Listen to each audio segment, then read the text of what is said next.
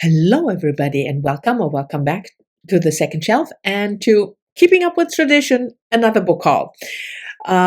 So there are again 7 books. That seems to be my magic number, books that I acquired or was gifted to in May, and that I will hopefully read soon.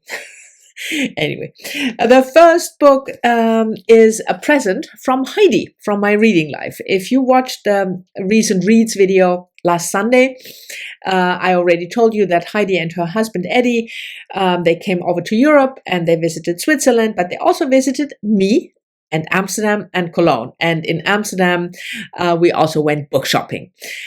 But she also brought me a book, and that was a book that I could not really get here, at least not for a price that I thought was reasonable. And that is this Stacy Schiff, The Revolutionary Samuel Adams. Yeah, it's a bit of a glare. But anyway, published I think in 2022.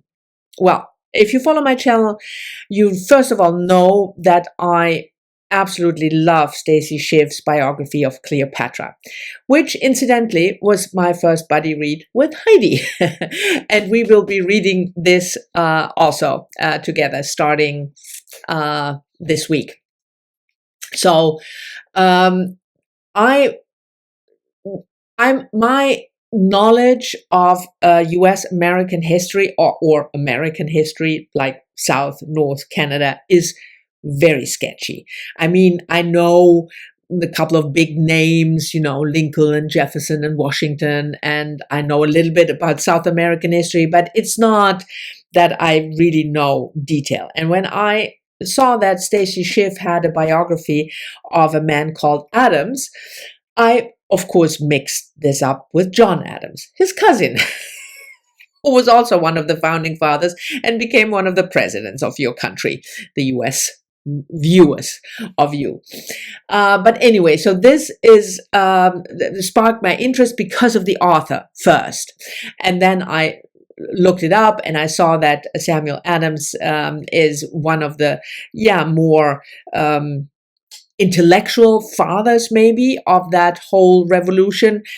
And I asked Heidi, do you want to read it with me? And then I couldn't get it. And then she brought it to me as a present. Isn't that fantastic? So I'm really looking forward to another Stacy Schiff. And like I said, we went book shopping and I was pretty restrained, mainly because we traveled by train and I couldn't just carry like 20 books with me. So we went to a couple of bookstores and I just bought 2 books. And the first is this one, Amy Stanley, Stranger in the Shogun's City, a woman's life in 19th century Japan. And this book was published in 2020. Stanley, the author, Amy Stanley, has a PhD in East Asian languages, and she lived in Japan for a while. And this actually, like it says, it chronicles the life of one particular woman, the daughter of a Buddhist priest. Tsuneno was born in 1804 in a village in Japanese countryside, and then she moved to what we now call Tokyo. And it sounded fascinating. I'm always looking for, history, women's lives that are not that well known. So this is possible also for the 1001 books by women that I have to read before I die. It's not on the list yet, but it's a good chance that I will put it on the list. But because I don't want to exceed the number, I always have to chuck a book if I put an additional book in, and I have to really think about which book to chuck. And mostly it's then a book from an author that has multiple books on the list. So we'll see, but it's a good chance that this will be on the list. And in the other bookstore, I bought a sci-fi book by Annalee Newitz, The Terraformers. Now this way, The Terraformers. I don't like this, but anyway, I like Annalee Newitz, and this book was recommended to me actually by another booktuber. I asked Daisy from Daisy Ex Machina, formerly known as the BookTube Goddess. I will leave links to channels, of course, as always, down below. In her live stream, she always does a live stream on Saturday, and I can't participate that often, not as often as I would like to, because I'm often occupied on Saturday. But anyway, I asked what science fiction before I went to Amsterdam, and she recommended this one. And I read Annalee Newitz's first book, Autonomous, that's also on here, and I really liked it. She also wrote a non-fiction book about 4 lost cities, which I loved. Has nothing to do with sci-fi. She just explores cities that have been destroyed or abandoned, like Pompeii or Angkor Wat, and how that happened and how city life developed, which was an absolutely fascinating book. But this is another sci-fi about people on terraforming Saski, another planet, and the recommendation plus the author was enough for me to pick it up. So I'm really curious whether this will be as good as Autonomous. Then books I had already bought before I went to Amsterdam. That's also a trick, that you just buy books before you go. So you have already a couple of books that you want. Anyway. And this is something that I came across. I think it was one of another booktuber, but I'm not sure. So if you're watching and you mentioned this book on your channel, let me know. It's Monsters, A Fan's Dilemma by Claire Dederer. She published a book about yoga poses. Poser, My Life in 23 Yoga Poses. I haven't read that, but she is an essayist, has been an essayist for the New York Times, so a US American author. And this was a subject that I'm really, really interested in, because I don't think it says on the cover, but the subtitle in the book is what do we do with art of monstrous man? It says here in the back. So it explores the idea that art is bad, art good, and how do we deal with that? And I know, yes, people are screaming at me now already, especially Steve Donahue, you should never, never mix up the art with the artist. But I think it's still a topic worthwhile exploring, because I can't deny that it influences my view on art, especially if the artist is still alive or has only recently died.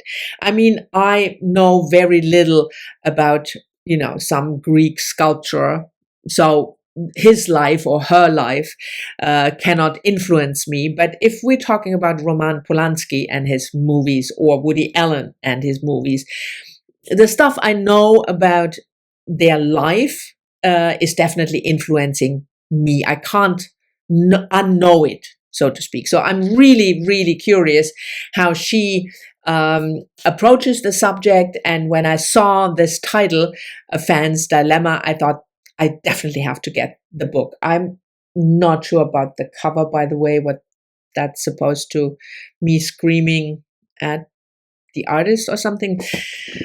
Never mind. Next up, another nonfiction. I'm still quite heavy on the nonfiction, I have to say, after all that fiction that I read. And this was recommended, or not recommended, but a friend of mine, not a BookTube friend, but a friend from long time ago. A friend that I had for a very long time in real life. And he told me about this book, Katja Hoyer, Beyond the Wall, East Germany, 1949-1990. And it was just published a couple of weeks ago. Katja Hoyer was born in the former DDR, the East German Republic. in the 1980s. So before the wall fell, actually, and she then moved to London, and she is a historian and journalist. She wrote a book about blood, a book called Blood and Iron, which I haven't read. But this one is actually written in English. It's also available in German if you are a German viewer and want to read it in German, but it means it's translated, not by her, but by a translator, because she writes in English as a British historian. And this is the history of East Germany, from the beginning till the end. And even though I know quite a bit of the history, I mean, I lived the history, I never lived in East Germany, but of course I know about East Germany. If you are living in Germany and are German, you know about the history, and the reunification in 1990 was a thing, and So, but I have read mostly fiction when it comes to history, or a look at the life in East Germany, or up to the 1990. So non-fiction, I haven't read that much. And this book got really, really good reviews in The Guardian. That's what my friend told me. And we will read this together. I think we will start probably beginning of June sometime. So yes, a history of East Germany. And then I came across a book. I'm still, if you follow my channel, you know that I'm reading, trying to read feminist literature, modern classics. I read Audre Lorde and classic nonfiction, also sometimes fiction, but I also try to find new authors who write about feminist themes. And this one, the author is called Regan Panaluna, she's a journalist and writer from Brooklyn. And I thought the title was interesting, How to Think Like a Woman, and 4 women philosophers. I did study philosophy in university, so that sparked my interest. But then I read what the book is about, and I think it was published also a couple of weeks ago, maybe. I didn't write that down. I think in April.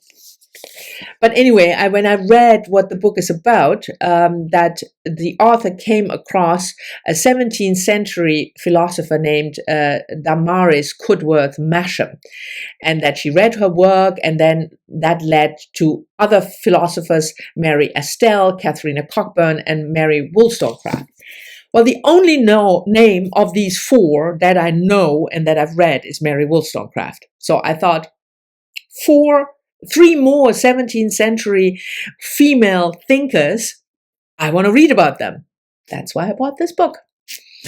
And the last one, finally, is fiction, a modern classic, Annie John by Jamaica Kincaid, a Caribbean author from Antigua.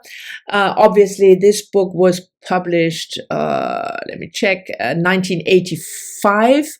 And it is the pick of the Book Naturalists book club, run by Heidi from My Reading Life and Doris from All the Books. If you follow me, you know about that book club. They have a list of books that they read every month. Sometimes it's also an author focus month, but it's basically about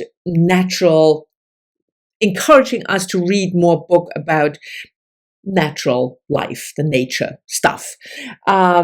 And this is obviously, even though it is fiction, qualified because they picked it, and it's the June pick, and so I picked it up and bought it or something. I need to get my grammar straight probably. So this is the last of the 7 of the books that I bought in May. Thank you very much for watching. I hope you've enjoyed the book haul. Let me know if you have read any of the books that I've mentioned, or whether you're interested in any of them, or I'm looking forward to any other comment, of course, as well. And I will talk to you all soon in the next one.